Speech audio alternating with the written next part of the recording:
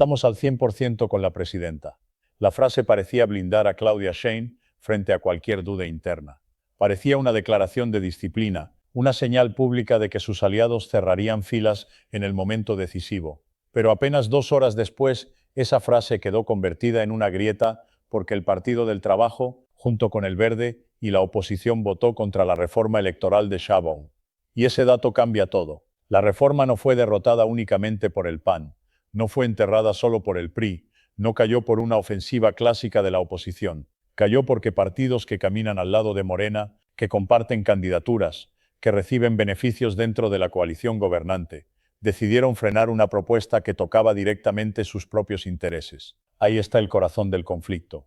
Sheinbaum había puesto sobre la mesa 3 movimientos concretos: eliminar 32 senadores plurinominales, cambiar la forma en que se eligen los diputados plurinominales, que permanecen, y reducir en 25% los recursos públicos destinados a partidos y órganos electorales. En excurso, muchos podían aplaudirlo. En votación, pocos quisieron pagarlo porque una cosa es decir que se combate el privilegio, otra muy distinta es votar para quitarse una silla garantizada, una lista segura o una fuente estable de financiamiento público. El resultado fue seco: 259 votos a favor, 234 en contra y una abstención no alcanzó la mayoría calificada. La reforma quedó detenida. Pero la verdadera derrota no fue solo legislativa, fue estratégica. Claudia Sheinbaum descubrió en una sola sesión que su proyecto puede tener respaldo popular, puede tener narrativa, puede tener impulso presidencial, pero si toca los incentivos materiales de sus aliados, la coalición empieza a mostrar fisuras, y esa fisura es más peligrosa que un ataque opositor, porque un adversario externo se espera. Un aliado que sonríe en público y vota en contra en el momento clave obliga a recalcular toda la estrategia. La pregunta ya no es si Sheinbaum quiere reformar el sistema electoral, la pregunta es si puede hacerlo sin romper la alianza que necesita para gobernar. Si este análisis te ayuda a ver lo que otros esconden en notas pequeñas, quédate, porque lo que viene revela por qué esta votación no fue un accidente, sino una advertencia. Para entender la magnitud del golpe, hay que mirar primero el mapa de poder que rodeaba a la presidenta antes de esa sesión. Antes de la votación, Claudia Sheinbaum parecía tener el escenario controlado. Morena dominaba la conversación pública. La presidenta llegaba con altos niveles de aprobación y dentro del discurso oficial, la reforma electoral era presentada como una extensión natural del proyecto de la Cuarta Transformación: reducir privilegios, bajar costos políticos y atacar estructuras que durante años protegieron a las élites partidistas. Pero debajo de esa narrativa existía otro sistema, uno menos visible, mucho más incómodo: el sistema de supervivencia de los partidos aliados, porque el PT y el Verde no funcionan igual que Morena. Su peso electoral depende en gran parte de las negociaciones internas, de las coaliciones y de las posiciones aseguradas dentro del Congreso. Los plurinominales no son un detalle secundario para ellos, son parte esencial de su maquinaria política. Y ahí es donde la reforma de Sheinbaum empezó a convertirse en una amenaza. Eliminar 32 senadores plurinominales significaba reducir espacios que históricamente han servido para colocar perfiles cercanos a las dirigencias partidistas. Gente que no necesita ganar un distrito, gente que llega por acuerdos internos, por cuotas, por negociaciones. Ese mecanismo mantiene viva buena parte de la estructura política de partidos pequeños. Por eso el discurso de defender la pluralidad tenía una lectura mucho más profunda. Cuando los coordinadores del PT y del Verde dijeron que la reforma afectaba a las fuerzas minoritarias, en realidad estaban admitiendo algo más delicado sin esas listas. Su capacidad de conservar poder disminuye drásticamente y Claudia Sheinbaum lo sabía. Por eso la reforma era también una prueba política. No solo buscaba modificar reglas electorales, buscaba medir hasta dónde llegaba la lealtad real de sus aliados cuando se tocaban intereses concretos. La respuesta apareció rápido. El PT votó contra la reforma, el Verde también. Y junto con ellos apareció una imagen incómoda para Morena, aliados y oposición votando del mismo lado. Eso tiene un impacto simbólico enorme porque durante años el discurso oficial construyó una narrativa donde Morena representaba la ruptura con la vieja política. Pero en esa votación quedó claro que varios de sus socios dependen exactamente de los mecanismos que públicamente critican. Ahí nace la contradicción más peligrosa para Sheinbaum. No puede avanzar una reforma profunda sin los votos de partidos que sobreviven gracias al sistema que ella intenta modificar. y eso cambia completamente la correlación de fuerzas dentro del Congreso. Ricardo Monreal entendió el mensaje de inmediato. Por eso habló del Plan B apenas terminó la sesión, porque el problema ya no era solamente jurídico ni legislativo, era político. ¿Cómo consigues mayoría calificada cuando tus aliados empiezan a negociar como bloques independientes? Ese es el verdadero problema que dejó la votación. No fue simplemente una derrota parlamentaria, fue una demostración pública de que la coalición oficialista tiene límites muy claros cuando se amenaza la estructura de privilegios que sostiene a algunos de sus integrantes. Y mientras eso ocurría dentro del Congreso, afuera comenzaba otra batalla. La batalla por controlar la narrativa, porque Morena necesitaba convencer a la gente de que la reforma buscaba limpiar el sistema, pero sus aliados necesitaban justificar por qué votaron para mantener intacta una parte de ese mismo sistema. Y ahí fue donde el conflicto dejó de ser técnico para convertirse en una guerra política abierta. La sesión ya estaba rota antes de terminar la votación. En Morena todavía existía la expectativa de que en Yaluchu Momentu algunos aliados corrigieran el rumbo que la presión política alcanzara, que el costo de votar contra Claudia Sheinbaum fuera demasiado alto. No ocurrió. Cuando aparecieron los números finales, la reforma quedó enterrada y el mensaje político fue inmediato. La presidenta podía controlar el discurso, pero no necesariamente a toda su coalición. Y eso abrió una nueva fase del conflicto porque la oposición entendió algo muy rápido. No necesitaba destruir a Sheinbaum frontalmente. Bastaba con dejar que las contradicciones internas crecieran solas. El PAN y el PRI aprovecharon el momento para instalar una narrativa peligrosa para Morena. Incluso los aliados del gobierno reconocían con su voto que la reforma era inviable.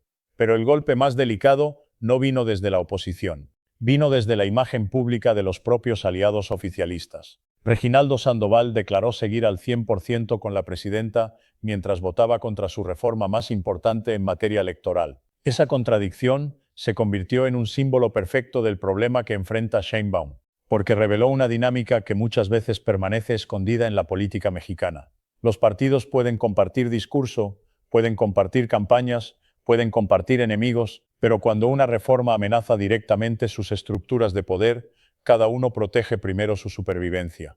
Y eso fue exactamente lo que ocurrió. El PT necesitaba conservar espacios plurinominales, el Verde también. Ambos partidos entendieron que aprobar la reforma significaba debilitar su capacidad de negociación futura. Entonces apareció la pregunta incómoda dentro de Morena. ¿Hasta dónde vale la pena sostener alianzas con partidos que frenan las reformas centrales del proyecto presidencial? Esa discusión empezó a crecer silenciosamente después de la votación, porque un sector dentro del oficialismo comenzó a ver el episodio como una señal de desgaste, una advertencia de que algunos aliados se acostumbraron a recibir beneficios de la coalición sin asumir costos políticos reales. Y mientras esa tensión aumentaba, Sheinbaum enfrentaba otro riesgo, el de parecer incapaz de construir acuerdos incluso dentro de su propio bloque. Eso importa mucho más de lo que parece. Un gobierno puede sobrevivir a una derrota legislativa. Lo que debilita realmente a una presidencia es la percepción de pérdida de control político. Y esa percepción empezó a instalarse después de la caída de la reforma. Por eso Monreal habló tan rápido del Plan B. Necesitaban transmitir que el proyecto seguía vivo. Necesitaban evitar la imagen de una presidencia frenada en sus primeros grandes intentos de transformación institucional. Pero el problema seguía intacto. Cualquier nueva reforma tendría que pasar nuevamente por los mismos aliados que acababan de demostrar que sus intereses tienen prioridad. Y ahí comenzó el verdadero dilema estratégico para Claudia Sheinbaum: negociar y diluir la reforma para conseguir votos o mantener la propuesta original y arriesgar otra derrota pública. Porque después de esa sesión el conflicto ya no era solo electoral, era una batalla por definir quién manda realmente dentro de la coalición gobernante. Aquí es donde la historia cambia de nivel, porque la derrota legislativa no significa necesariamente que Claudia Sheinbaum haya calculado mal. También puede significar que la presidenta decidió exponer públicamente a sus aliados para identificar quién está dispuesto a acompañar una transformación real y quién solamente respalda el discurso mientras no afecte sus privilegios. Y esa diferencia es enorme. Durante años, Morena construyó una narrativa basada en combatir excesos del sistema político mexicano. Los plurinominales se convirtieron en uno de los símbolos más fáciles de atacar legisladores que llegan al Congreso sin ganar una elección directa, protegidos por listas partidistas y financiados con recursos públicos. Sheinbaum entendía perfectamente el impacto político de ese tema, porque incluso entre ciudadanos que no siguen todos los detalles legislativos, existe una percepción muy clara. Mucha gente siente que los partidos se protegen entre sí mientras el costo lo paga el Estado. Por eso la reforma tenía fuerza narrativa.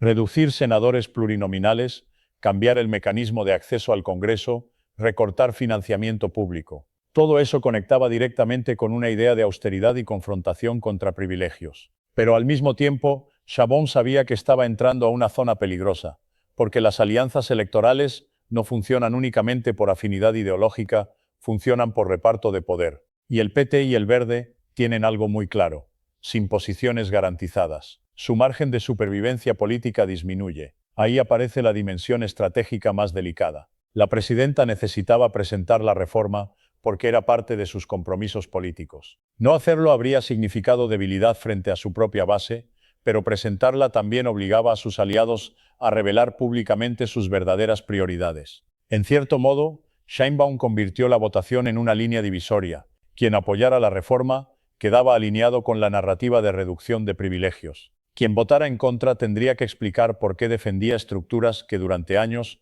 fueron criticadas por el propio oficialismo. Y justamente eso fue lo que ocurrió después de la votación. El PT y el Verde intentaron justificar su posición hablando de pluralidad democrática y representación de minorías. Pero Morena entendió rápidamente que esa explicación tenía límites, porque hacia afuera el mensaje era otro. Los partidos aliados habían votado para proteger espacios políticos que les garantizan influencia, presupuesto y negociación futura. Ese episodio dejó a Shaba con dos caminos posibles. El primero, endurecer la presión política sobre sus aliados y utilizar el tema como bandera pública. Convertir la reforma en una batalla moral donde Morena aparezca como el único bloque dispuesto a eliminar privilegios. Segundo, negociar. Y negociar significa ceder, significa posiblemente reducir el alcance de la reforma, suavizar cambios, conservar ciertos espacios plurinominales o modificar el recorte presupuestal para recuperar votos dentro de la coalición. Ahí está el verdadero riesgo del Plan B, porque una reforma diluida puede ayudar a construir mayoría legislativa, pero también puede destruir la narrativa original de transformación. Y Sheinbaum necesita ambas cosas. Al mismo tiempo necesita votos y necesita credibilidad política. Ese equilibrio será decisivo, porque si la presidenta cede demasiado, una parte de su base podría interpretar que el sistema terminó absorbiendo la reforma. Pero si mantiene una postura rígida, podría seguir acumulando derrotas legislativas que alimenten la percepción de fragilidad política. Por eso esta crisis no trata únicamente de leyes electorales, trata del tipo de liderazgo que Claudia Sheinbaum quiere construir en el inicio de su gobierno. Y mientras el oficialismo intentaba reorganizarse después del golpe, otra pregunta empezaba a crecer dentro y fuera del Congreso. Si los aliados ya se rebelaron en una reforma electoral, ¿qué pasará cuando lleguen temas todavía más sensibles? El problema para Claudia Sheinbaum es que las consecuencias de esta derrota no terminan en el Congreso. Apenas empezó la votación, comenzó también una disputa mucho más importante, la pelea por definir qué significa realmente este fracaso. Para la oposición la respuesta es sencilla. Quieren instalar la idea de que la presidenta no tiene el control político suficiente para transformar el sistema electoral. Quieren mostrar una imagen de debilidad temprana, de una coalición fracturada y de un gobierno obligado a negociar, incluso con quienes se presentan como sus aliados naturales. Y esa narrativa puede crecer rápido porque en política la percepción importa tanto como los números. Si Sheinbaum aparece como una presidenta incapaz de alinear a su propio bloque, cada futura negociación se vuelve más difícil. Los aliados empiezan a subir el precio de sus votos. La oposición se fortalece y dentro del oficialismo comienzan a surgir grupos que buscan reposicionarse. Eso explica por qué Morena reaccionó tan rápido hablando del Plan B. Necesitaban evitar que la derrota se transformara en sensación de parálisis. Pero ahí aparece otro problema todavía más complejo. ¿Con qué concesiones se construye ese Plan B? Porque cada voto adicional tendrá costo político.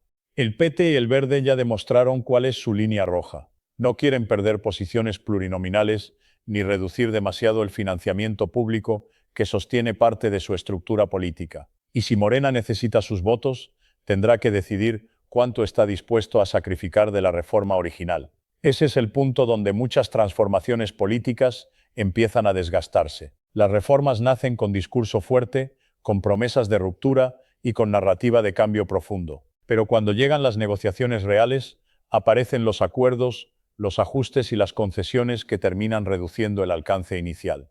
Sheinbaum ahora enfrenta exactamente ese escenario, y el riesgo no es menor porque si el plan B termina demasiado suavizado, la oposición dirá que Morena retrocedió. Pero si mantiene intacta la propuesta original y vuelve a fracasar, el costo político puede ser aún más grande. Ahí está el verdadero tablero estratégico. La presidenta necesita demostrar autoridad sin romper la coalición. Necesita mantener la narrativa anticorrupción sin perder capacidad legislativa y necesita convencer a la ciudadanía de que el proyecto sigue vivo incluso después de una derrota pública. No es un equilibrio sencillo, sobre todo porque la votación dejó algo completamente expuesto. Muchos actores políticos están dispuestos a hablar contra los privilegios, siempre y cuando esos privilegios no sean los propios. Y esa contradicción puede convertirse en una bomba para el oficialismo, porque Morena construyó gran parte de su legitimidad alrededor de la idea de combatir una clase política que vivía del sistema. Pero ahora parte de sus aliados aparecen defendiendo exactamente los mecanismos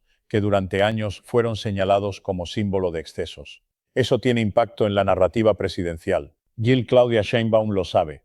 Por eso los próximos movimientos serán decisivos. Si logra reconstruir acuerdos sin destruir la esencia de la reforma, podría convertir esta derrota en una demostración de resistencia política. Pero si las negociaciones terminan vaciando la iniciativa, la presidenta correrá el riesgo de enfrentar uno de los problemas más peligrosos para cualquier gobierno, la distancia entre el discurso y la realidad. Y justamente ahí es donde esta historia entra en su fase más delicada.